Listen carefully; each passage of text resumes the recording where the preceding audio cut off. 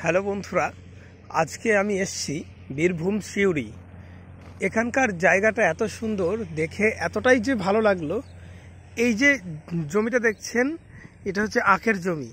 আখ গাছগুলিকে মুড়িয়ে রেখেছে যাতে পোকা না ধরে যায়, নষ্ট না হয়। তার আগে আছে পেঁয়াজের জমি। এখানে পেঁয়াজ আর আখের চাষ দেখছি। আর মাঠটা দেখুন কতটা বড় এবং ফাঁকা। এখানে একটা ট্রাক্টর পড়ে আছে, ট্রাক্টরটা অনেক দিন থেকে পড়ে আছে, জং ধরে গেছে, পুরো নষ্ট হয়ে গেছে। আর এখানকার জায়গাগুলো দেখলাম, বিশেষ করে মোটামুটি চাষবাস কিছু জমিতে হয়, আর কিছু জমি আপনার পড়েই আছে, পুরো পড়ে আছে।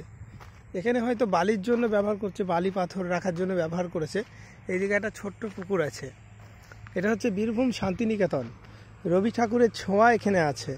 আর সত্যি রবি ঠাকুরের ছোঁয়া মানে রবি ঠাকুরের যে কবিতায় আমরা পড়েছি, গল্পে পড়েছি, যেই জায়গাগুলো, সেই রকমই একটা সৌন্দর্যতা ফুটে ওঠে এই জায়গায়। এখানে এটা মুসুরির জমি, আমরা যে মুসুরির ডাল খাই। তারপর ওখানে বেগুনের জমি, অনেক ফসলের জমি আছে। আর কি সুন্দর মাঠ, আমার দেখে এত সুন্দর ভালো লাগছে। মানে বীরভূম ঘুরতে আসাই যায় মানসিকতা ঠিক করার জন্য।